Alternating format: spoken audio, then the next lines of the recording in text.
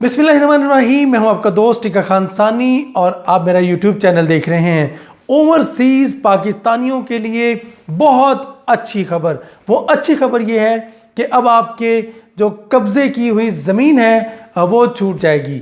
अब कब्ज़ा खाली होगा और नहीं खाली किया तो फिर कानून गिरफ्त में लेगा उन लोगों को जो आपकी साल हा साल ज़मीनों पर कब्ज़ा करके बैठे हैं और आप बेयारो मददगार बेबस होकर रह गए थे। लेकिन अब वज़ीर आज़म इमरान खान ने एक ऐसा इक़दाम उठाया है कि अब ओवरसीज़ पाकिस्तानी जिनको मौजूदा हुकूमत एसेट समझती है, अब उनके लिए वज़ीर आज़म इमरान खान ने एक मरासला लिखा है तमाम चीफ़ सेक्रेटरीज़ को, और तमाम चीफ़ सेक्रेटरीज़ को हिदायत जारी की गई हैं कि वो तमाम जो डिस्ट्रिक्ट्स हैं अपने अपने इलाकों में, अपने अपनी सूबों में, उन तमाम डिस्ट्रिक्ट के DPOs, CPOs, इसके अलावा कमिश्नर्स, इन तमाम के साथ राब्ते में रहें और जितनी भी ओवरसीज़ पाकिस्तानियों की ज़ेरे ज़मीन कब्ज़े के मुकदमात हैं, एक तो ये देखा जाए कि अगर वो अदालतों में नहीं हैं तो फिर फौरी तौर पर वो ज़मीनें बागज़ार कराई जाएँ। अगर कोई दरख्वास्त आई है, किसी ने वैसे शिकायत दर्ज करा रखी है, तो इसको फौरी तौर पर कब्ज़े खाली कराए जाएँ। दूसरा, प्राइम मिनिस्टर इमरान खान ने अपने ऑफिस में जो सिटीज़न पोर्टल है उसके साथ साथ उसको जोड़ दिया है। अवामी शिकायत जो अलग होंगी और ओवरसीज़ पाकिस्तानियों की जो शिकायत ज़मीन के बारे में होगी, जो उनकी ज़मीनों पर कब्ज़ा किया हुआ है लोगों ने, जो वो शिकायत होंगी वो अलग कर दी गई हैं। प्राइम मिनिस्टर इमरान खान ने हिदायत की है सिटीज़न पोर्टल इंतज़ामिया को कि उनको फौरी तौर पर प्रायोरिटी के ऊपर हल किया जाए। एक तो प्राइम मिनिस्टर ने जो मरासला लिखा चारों चीफ सेक्रेटरीज़ को, उन्हें हिदायत जारी की गई हैं कि ओवरसीज़ पाकिस्तानियों की पूरे पाकिस्तान में जहाँ जहाँ भी जितनी भी ज़मीनें वागज़ार कराई ज़ेरे कब्ज़ा हैं उसकी रिपोर्ट भिजवाई जाए। 14 रोज़ के अंदर अंदर प्राइम मिनिस्टर ने कहा है कि उसकी मुफस्सल रिपोर्ट, और उसके साथ साथ ये कहा गया है कि अगर कोई शिकायत आई हैं ज़बानी या तहरीरी तो फौरी तौर पर उस पर इम्प्लीमेंट किया जाए। 14 रोज़ के अंदर अंदर इम्प्लीमेंट करने की प्राइम मिनिस्टर ने हिदायत की है। एक तो ये वज़ीर आज़म ने हिदायत की है कि अपने मरासले के ज़रिए एक तो सिटीज़न पोर्टल वो अलग करे और प्रायोरिटी से इनको हल करे, और दूसरा चीफ कमिश्नर अपने अपने DPOs, CPOs, कमिश्नर्स, इन तमाम के साथ राब्ता करके इन्हें हिदायत जारी करें कि फ़ौरी तौर पर ओवरसीज़ पाकिस्तानियों की ज़मीनों के मसाइल जो हैं, ज़मीनों पर कब्ज़ों के मसाइल जो हैं वो हल करें और वो वागज़ार कराएँ। सिर्फ एक सूरत में, अगर वो अदालतों में ज़ेरे इल्तवा मुकदमात हैं या अदालतों में ज़ेरे समात हैं तो फिर उनको नहीं छेड़ा जाएगा। लेकिन जो एक रवायती हथकंडा होता है कि ये निजी मामला है, प्राइम मिनिस्टर ने उस हवाले से भी मेंशन किया है कि निजी मामला अगर हो फिर भी फ्री कैन को बुला के सुना जाए और तसल्ली होने के बाद उनको जब नोटिस जारी करके बुला के, अगर वो वाकई निजी मामला है तो फिर फ्री कैन को सुन के मौके पर फैसला किया जाए।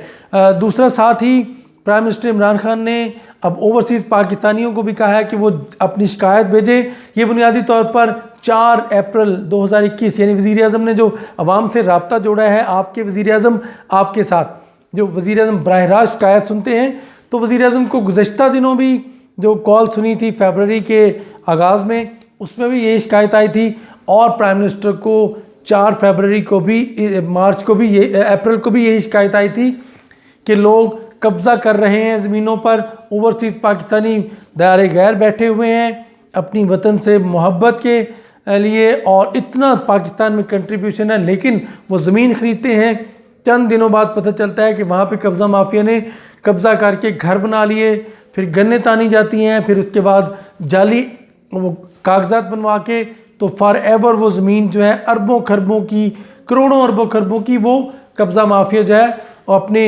ज़ेरे कब्ज़ा कर लेता है, और उसके बाद फिर इसको फॉलो भी नहीं किया जाता, धमकियां दी जाती हैं। तो प्राइम मिनिस्टर इमरान खान ने अब ओवरसीज़ पाकिस्तानियों को बाकायदा तौर पे 2 तरह की उनकी शिकायत जो है वो निपटाने के लिए अब असूली फैसला करके इम्प्लीमेंट भी शुरू कर दिया, और उसके बाद क्वार्टरली प्राइम मिनिस्टर ने कहा कि इसको रिव्यू किया जाएगा। क्वार्टरली रिव्यू करने के बाद हर 15 दिन के बाद एक रिपोर्ट मुफस्सल देखी जाएगी और यूँ प्राइम मिनिस्टर ने अब इस मसले को हल करने के लिए एक मेकनिज़म जो है वो अडॉप्ट किया है। इसके साथ चूँकि वज़ीर-ए-आज़म ने ये वादा पूरा कर दिया और अब आपको इम्प्लीमेंट नज़र आएगा। इसके साथ साथ नाज़रीन कुछ सियासी खबरें भी मैं बताना चाहता हूँ। आज वज़ीर-ए-आज़म इमरान खान की ज़ेर सदारत आज सियासी जमात, सियासी पार्टी जो है, जो सियासी कमेटी है वज़ीर-ए-आज़म इमरान खान की, उसका इजलास हुआ है। सियासी कमेटी में वज़ीर ख़ारजा शाह महमूद कुरैशी हैं, इसके अलावा आमिर महमूद कियानी हैं, सैफुल्लाह खान नियाज़ी हैं, इसके अलावा कुछ और गवर्नर सिंध हैं और साथ ही कुछ और रुफ़का असद उमर हैं, कभी शीरी मज़ारी भी इसका हिस्सा होती हैं, शफ़कत महमूद भी इसका हिस्सा हैं और ये अननोटिफाइड एक सियासी कमेटी है।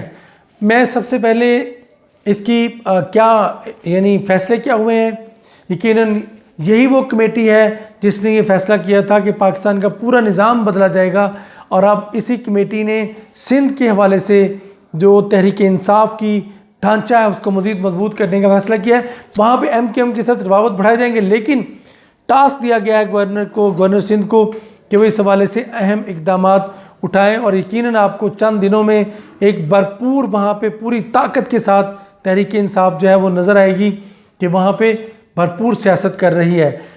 इसके साथ साथ चूँकि आज जो वज़ीर-ए-आज़म की ज़ेर सदारत इजलास था, इसमें कुछ ये भी फैसले हुए कि कैबिनेट में रीशफलिंग क्या करनी है और इसके साथ साथ कैसे मैकेनिज़्म आगे इख्तियार करना है। इस्लामाबाद के हवाले से भी कुछ फैसले हुए, टूरिज़म को डेवलप करना है और जो दीगर जो सियासी रुख किस तरफ जाएगा PDM के बाद, ये भी मामला तय किए गए हैं। प्राइम मिनिस्टर ने अगरचे कुछ दिन पहले कहा था कि PDM जो है वो, गुज़श्ता रोज़ भी तर्जमानों को कहा था कि PDM पे तनकीद का कोई आपको यानी फ़ायदा नहीं, PDM तो खुद टूट रही है।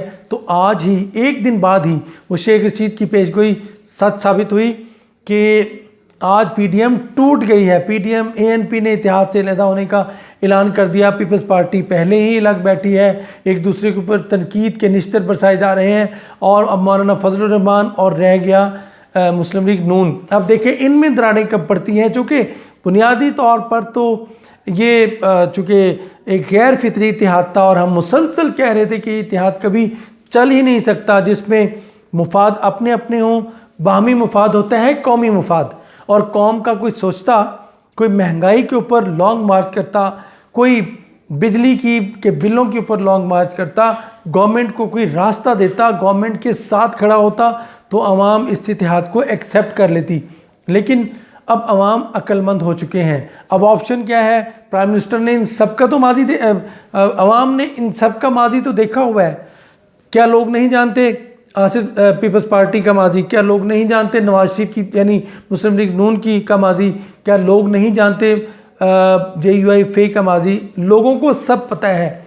लोग ज़्यादा सियासी हो गए हैं और हाँ, अगर हुकूमत को यकीनन अगर महंगाई की वजह से कुछ सामना है मुश्किलात का, तो ये लोग ही हैं जो कभी एक्सेप्ट नहीं कर रहे इस महंगाई को। और यकीनन अब देखें, इसके लिए प्राइम मिनिस्टर ने तो वैसे रमज़ान पैकेज और दीगर कोई अहम फैसले करने जा रहे हैं महंगाई के खात्मे के लिए, लेकिन बुनियादी तौर पर लोग समझ गए हैं कि देख लें डॉलर का रेट फिर नीचे आ गया, पेट्रोल स्टेबल है बल्कि फिर कीमत कम हुई, इसके साथ साथ सब्जियां फ्रूट तकरीबन अब नीचे आ गए हैं।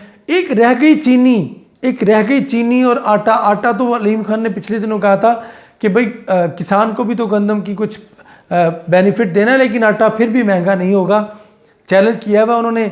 अब देखें बाकी कुछ चीज़ें, घी आटा दालें ज़रूर कुछ महंगी हैं, ये 2-3 चीज़ें, लेकिन इसके लिए भी गवर्नमेंट जो है, अब पूरी दुनिया के हालात देख लें, कोरोना की वजह से क्या पूरी दुनिया में आफत आई हुई है।